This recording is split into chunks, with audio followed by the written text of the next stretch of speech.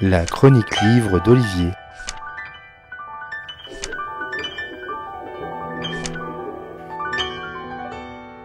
La frontière, cet endroit qui marque la fin d'un territoire et le début d'un autre. C'est un espace romanesque aussi.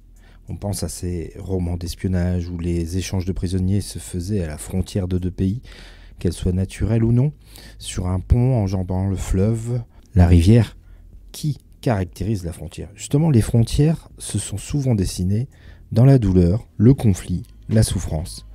Elles ont pu aussi voir le jour d'un coup de plume, d'un coup de règle, sans tenir compte des particularismes locaux, ethniques, et qui donc ensuite se trouve un terrain propice au conflit guerrier. Identifier une frontière, c'est marquer une limite et exclure alors celles et ceux qui ne sont pas dans son périmètre.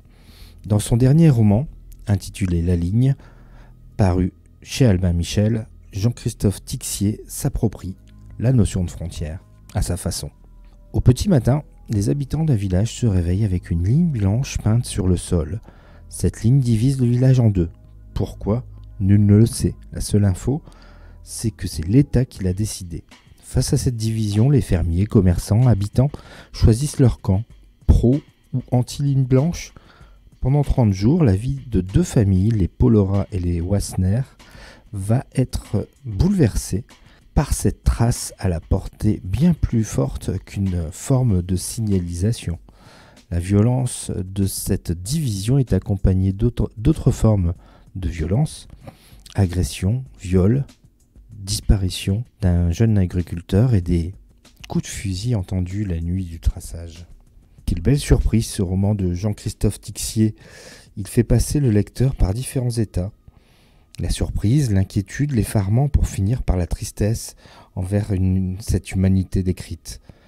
À travers le simple traçage d'une ligne blanche au milieu du village, l'auteur montre un certain nombre de travers de l'âme humaine. La propriété, voire l'exclusivité, la cupidité, le manque de respect des trajectoires de chacun, les rancœurs qui subsistent et se transmettent de génération en génération. Le roman montre aussi la force que peut avoir une décision étatique unilatérale dénuée de sens, d'explication, de dialogue.